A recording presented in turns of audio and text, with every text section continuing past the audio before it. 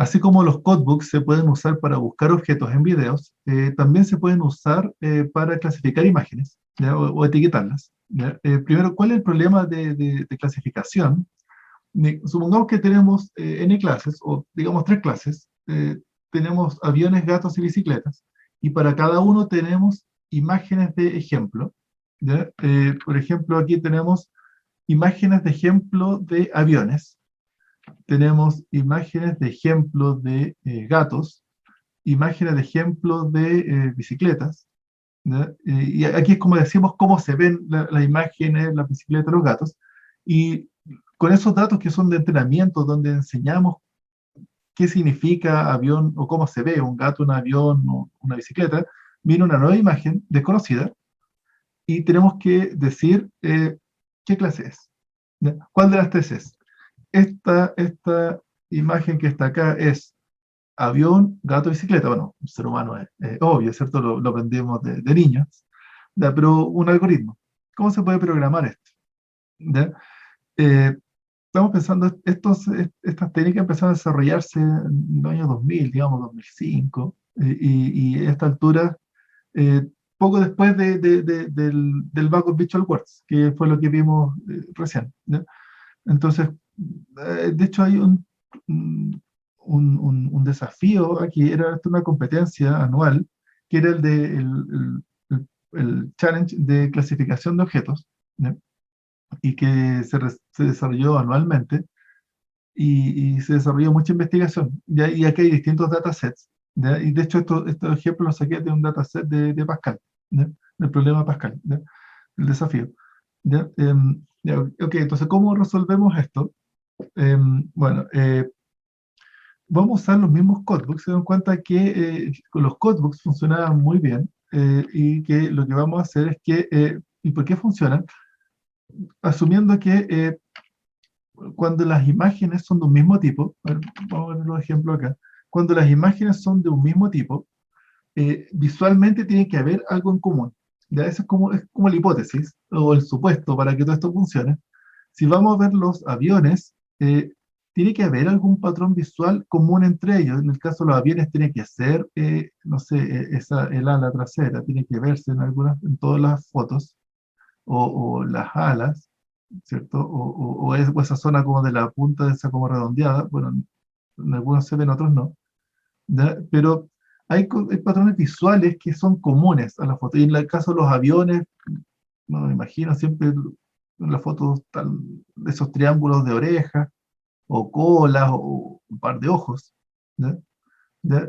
Y en el caso de las bicicletas, tienen que ver ruedas, ¿ya? O sea, podría haber un caso donde una bicicleta no se vean ruedas, y uno dice, hay una bicicleta y, ¿cierto? Justo está tapado, ¿ya? Pero en general es como que es un fuerte indicador, si uno ve ruedas, o estos círculos, de que lo que hay ahí es una bicicleta, ¿cierto? Ruedas o pedales podría ser, o el manubrio, no sé, cosas de ese estilo. Entonces, aquí vamos a ver, y si en esta foto se ven ahí orejas o ojos, dijimos ya, esto tiene que ser el patrón del gato, ¿cierto? Porque va a coincidir, ¿eh? Ya, esa es como la intuición de cómo funciona esto. Y cómo lo hacemos entonces, lo que vamos a hacer es que vamos a calcular descriptores locales y vamos a calcular el vocabulario visual, ¿ya? Y el vocabulario visual lo vamos a calcular sobre todo el dataset de entrenamiento. Esta imagen es cuando calculamos descriptores locales. Van a aparecer descriptores locales en esta imagen, en la zona de las alas, de la cola, y en los gatos van a aparecer en las colas y en las orejas, en los ojos, y que van a aparecer en el sillín o en el manubrio dentro de la bicicleta, aparte de muchos otros, ¿ya? Además, ¿ya? Pero nos basta con que por lo menos salgan las zonas que nos interesan, ¿ya? ¿Ya? ¿Y por qué? Porque vamos a calcular el vocabulario visual, que es todos estos descriptores. Vamos a calcular un clustering sobre ellos, y el clustering con una cantidad de centroides ojalá grande, cosa que haya, como dijimos recién, que haya poco redondeo, y que necesariamente aquí después nos vamos a dar cuenta que este trozo así el patch, que es como así, va a ser muy representativo de la clase de aviones. Y el patch que sea como así, ¿cierto? Va a ser muy representativo de la clase de los gatos. Y el otro que sea como un patch que sea como así, va a ser representativo de las bicicletas, porque se repite mucho en cada uno, ¿no? ¿Ok? Entonces, eso es esencialmente. Vamos a calcular el descriptor local de la imagen de entrenamiento y tienen que repetirse las palabras visuales o la repetición de las palabras visuales nos dice qué clase es. ¿Ya? Bien, entonces para hacer eso vamos a tener que calcular un vocabulario visual con las imágenes de entrenamiento. ¿Ya? Y entonces vamos a calcular esto sobre todas las imágenes de entrenamiento y vamos a calcular el vocabulario visual. Y luego con el vocabulario visual, después vamos a calcular para cada imagen eh, el vector va con Visual Works, ya esencialmente. O la primera idea es esa. ¿Ya? Después se va a ir complicando, pero esa es la primera idea. ¿Ya? Y lo que vamos a hacer es que después con un clasificador de los clásicos, ni siquiera red neuronal ni convolucional, nada de eso, sino que un clasificador como un árbol de decisión, por ejemplo, eh, aquí vamos a crear vectores, todos de dimensión en principio, dimensión k, donde estas son las palabras visuales, y entonces cuando en los vectores que son de gatos, aquí va a haber una palabra visual que es idealmente va a haber una palabra visual que va a quedar en la oreja, una oreja de gato, y aquí probablemente va a haber un peso más alto, 0,5, 0,4, y cuando aquí veamos los aviones, aquí no van a aparecer orejas de gato, o no mucho, ¿ya? Y aquí va a ser más bien cero, pero aquí va a estar la palabra visual de la cola del avión. Y aquí los gatos van a aparecer cero, pero en los colas de avión va a aparecer 0,5. ¿Se entiende? Y con las bicicletas va a haber otra palabra visual. Entonces se ve que después el clasificador, el, el, el, el árbol de decisión, el random forest o el, el, el- el clasificador bayesiano, lo que sea, tiene que darse cuenta que el conjunto de vectores de una clase de gatos tiene distintas palabras visuales que lo identifican de las otras clases, que lo separan, ¿cierto? Ya. Ese es como lo que vamos a lograr. Entonces vamos a entregar un clasificador y el clasificador va a ir probando y va a descubrir cuál es el patrón de las palabras visuales que identifican a cada clase. ¿Ya? Y entonces, y una vez que entrenamos eso, viene una clase desconocida, le calculamos su vector, va con Visual Words, y el clasificador va a decir a qué clase pertenece. La clase que se asemeje a su patrón de aparición. Bien. Entonces el paso uno es calcular el codebook, ¿ya? El vocabulario visual. ¿Ya?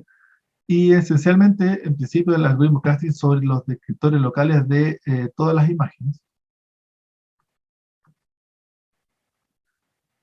de entrenamiento. ¿Ya? Todos los ejemplos que nos dieron por clase, calculamos descriptores locales sobre eso y todo eso lo clusterizamos. ¿Ya? Ahora eso va a quedar como bien ad hoc a la clase, eso está bien, pero uno tiene esperanzas de que ojalá que fuera un clasificador un poco más general para cualquier tipo de clase. Y ahí es donde uno dice, ¿qué tal si calculamos un algoritmo de clustering no sobre imágenes de entrenamiento, sino que sobre imágenes generales? Y podríamos tratar de encontrar un conjunto de imágenes de aviones, gatos, bicicletas, perros, botellas, autos, casa, camiones, tigres, no sé, cualquier cosa. Y calculamos un vocabulario visual y clusterizamos todo eso. Y podríamos tratar de tener un vocabulario visual universal. ¿Sí? Esa es como la idea. De hecho, esta fue la idea que motivó a recopilar ese vocabulario visual universal. Fue la idea que motivó a empezar a recopilar imágenes, ¿ya? Y crear lo que se llama el ImageNet, ¿ya? Y que después resultó ser que sirvió pero para otra técnica, que era la de las redes convolucionales, ¿ya? Pero partió motivado por esto. Bueno. Y, eh, y una vez que calculamos este vocabulario visual, ahora calculamos los descriptores de cada imagen y tenemos que calcular su vector Bag of Visual Words. ¿Ya? Ya lo escribimos recién. ¿Ya? Y entonces calculamos descriptores locales de la imagen y calculamos el vector Backup Visual Words, ¿ya? Usando el vocabulario visual. ¿Ya? Y luego entrenamos y clasificamos. Bien. Bien.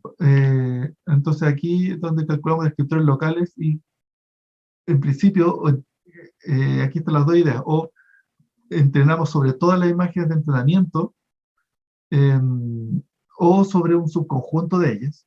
Ya, ojalá un subconjunto representativo, haciendo esto que uno samplea un par de imágenes por clase, ¿cierto? Un sampleo ¿cómo se llama eso? Estratificado. ¿Ya? O lo otro es recopilar imágenes generales. ¿Ya? Bien, y luego para hacer el algoritmo de clustering tenemos que ajustar el número de centros, que como ya dijimos, ojalá que sea lo más grande posible. ¿Ya? O, o mejor aún, podemos tratar de calcular una mejor agregación, en vez de redondearlo al centroide, tratar de hacer ahí técnicas más elaboradas, que son las que veremos a continuación. ¿Ya? ¿Ya? Hay que decir, eso sí, un resultado muy interesante, que cuando hablamos del algoritmo de clustering, uno podría pensar que hay que lograr el mejor clustering posible, con más centros, como les decía, y después en trabajos de investigación se nos cuenta que la performance del clasificador era mejoraba mientras el clustering era mejor, pero no mejoraba tanto. ¿Ya? ¿A qué me refiero con esto? Aquí tenemos los vectores, y sobre esto vamos a hacer el clustering, ¿cierto? Y el clustering va a partir y va a ir sobre las densidades distintas, y va a calcular ahí los tipos de vectores, ¿cierto? ¿Ya? Se nos cuenta que en vez de trabajar, porque lograr que converja, esto se demora muchísimo, y no hasta horas o días calculando esto, si es que son millones de vectores, se dieron cuenta que si no esperaban a que convergiera y solamente hacían uno sin converger, sino que solamente como al azar, ¿ya? Al azar solamente, pero mantenemos el mismo centroide, pero no hacemos que se muevan hacia las densidades, sino que los dejamos ahí, y calculamos el backup visual words. Por supuesto que es peor, pero no es tanto peor, ¿ya? Y de hecho uno esperaría pero uno diría, pero esto no está ahí representando las densidades y lo que les comentaba, pero entonces la palabra visual no es en la oreja del gato ni la cola del avión. No, no, y la verdad es que se nos cuenta que es bien, creo que da harto insight de cómo funciona esto, que la verdad es que eso de la palabra visual no es el punto. Lo que sí el punto es calcular una base común para todas las imágenes, ¿ya? Y que, por supuesto que es mejor si se va al centroide, pero no tengo la referencia aquí, pero me acuerdo si reportar algo así como 0,60 sacaba lo mejor, si uno lo hacía con algoritmos Camins al azar, era 0,50 ya, o 0,52. ¿No? Por supuesto que es peor, pero no es tanto. No es que el hacer que converja el Camins es el que le da la potencia. De hecho, lograr 0,50 sin hacer clustering nos dice que la potencia de esto y la mayor representatividad viene dado de esto de calcular una base común, ¿ya? Y después calcular los descriptores, escribirlo en función de esta base común, ¿ya? Esa es la clave. Bien. Y eso también orienta la investigación a, a cómo calcular estas líneas que si tengo un descriptor local, cómo lo escribo en función de esta base común, ¿ya? La etapa de coding se llama. Entonces, lo primero que el primer modelo, que es el que ya vimos antes, vamos a reemplazar cada descriptor local por su palabra más cercana, ¿ya? El redondeo, que le llamábamos antes, ¿ya? Y que el descriptor, el backup visual word, o sea, este le llamaremos, o le hemos llamado el descriptor backup visual words, ya que esencialmente un TF-IDF del redondeo de cada palabra se redondea y calculamos TF-IDF. Bien, incluso ni siquiera de repente el IDF, ni siquiera hay que calcularlo, porque y dejamos solamente el TF, de hecho probaban y al final terminan prefiriendo el TF solamente. ¿Por qué? Porque el IDF es más para el IDF, ojo aquí, el IDF lo usamos antes cuando estábamos buscando objetos, el mismo objeto, haciendo recuperación de objetos. Pero cuando estamos etiquetando, la verdad es que nos interesan los objetos que se repiten, en realidad el clasificador va a ver si es que es ruido, si es que se repite dentro de muchas clases o si es que es un patrón específico de la imagen. ¿Ya? Entonces aquí el IDF nos juega en contra porque no queremos ser tan específicos. ¿Ya? Queremos ser más bien amplios. ¿Ya? Y por eso es que aquí solamente se mantiene el TF. ¿Ya? Y por eso que se dice que es un histograma. ¿Ya? ¿Ya? Bueno, lo que sí se dan cuenta que mejora es que como un buen histograma pierde la ubicación de dónde está, es decir, si tenemos el objeto aquí y calculamos el centroide, decimos que la palabra 1, la palabra 2, la palabra 5, el centroide 1, 2, 5, esto nos va a dar un histograma. Pero el histograma, si es que había una palabra 1 arriba y no abajo, da lo mismo, va a sumar 1.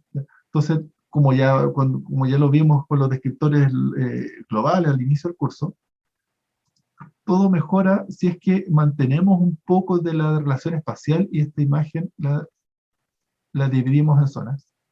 Eh, bueno, aquí dicen 3 por 4, ya digamos 3 por 4. Y para cada uno de ellos calculamos el vector Bag of Visual Words por zona. ¿Ya? Y entonces ahora, bueno, ahora va a ser, si era de vector de tamaño K, ahora va a ser de 12 por K. ¿Ya? Porque tenemos dos histogramas. Pero dice, pero ahí estamos calculando solamente por una zona, pero es que, ¿qué pasa si el objeto es más grande? Entonces, en realidad, igual vamos a mantener el global. ¿Ya? Y ahí es donde sale y entonces ahora van a ser 13 zonas. ¿Ya? Y es donde sale histogramas por zona, por ejemplo, lo que se estila en este caso es calcular 4 por 4 y concatenarlo con un 2 por 2 y concatenarlo con uno global de toda la imagen. Es decir, si tengo la imagen, calculamos el uno de 4 por 4. Cada uno hay un histograma de dimensión K y además el de 2 por 2 y además el de 1 por 1, un histograma. Entonces aquí tenemos 16 más 4, 20. Entonces esto es un vector de dimensión, es un gran vector de 21 por K. Un histograma de dimensión K 21 veces. ¿Ya? Y después el clasificador verá cuál es la resolución que le sirve, cuál es la zona del vector que le sirve, para identificar eh, si es que es gato o avión o qué sea. ¿No? Bien, eso es lo que hice. ¿Ya? Entonces, y después en la investigación también se da cuenta que los key points no son necesarios. ¿Ya? De hecho, los trabajos que le empiezan a ir mejor, porque, en la competencia Pascal, los trabajos que le empiezan a ir mejor, empiezan a comparar que, por ejemplo, los detectores, los key points, se van a las zonas. Entonces, en un avión van a representar y no representan el fondo porque el fondo no es punto de interés, ¿cierto? Como lo hablamos cuando hablamos de punto de interés. ¿Ya? Pero si uno va a clasificar un avión, de hecho, supongamos que esto no está y no sabemos que hay ahí y no calculamos ningún descriptor de ahí. ¿Ya? Y esto está tapado y nos dicen, ok, ¿qué hay aquí adentro en esta zona? ¿Hay un avión o un gato? ¿Ya? O una bicicleta. Si se ve una zona plana azul, cielo, lo más probable es que sea un avión. ¿Ya? ¿Cierto? Está raro que hubiera un gato ahí, ¿es cierto? Entonces eso nos dice que la clase, en realidad el fondo sí nos interesa y las zonas planas sí nos dan información de la clase. Y tenemos que representarla, pero si calculamos key point solamente se va a ir a una parte y no va a representar el fondo. Entonces dicen, lo que necesitamos hacer no son los key points y vamos a calcular sampleo denso. Sampleo denso es, todos son key points y calculamos key points a una tasa constante, a un desplazamiento constante y de hecho es rápido, incluso son buenas noticias para la velocidad. ¿Por qué? Porque ahora no hay ningún algoritmo de detección, sino que solamente calcular descriptores en todas las posibles combinaciones. El tema es que son malas noticias para después la memoria o el disco, porque en realidad los descriptores se empiezan a hacer gigantes. ¿No? ¿No? Pero muestran, prueban y les va mejor. y así que empiezan a hacer sampleo denso. ¿Ya? O algunos empiezan a combinarlo. ¿Ya? Y si eso lo juntamos con las pirámides espaciales, que es la que comentamos recién, empezamos a hacer pirámides espaciales de sampleo denso. ¿Ya? Y además eso hay que multiplicarlo varias veces, así que esto queda una cantidad gigante de datos. ¿No? Pero si es que eso aumenta la performance del clasificador, hay que hacerlo. ¿No?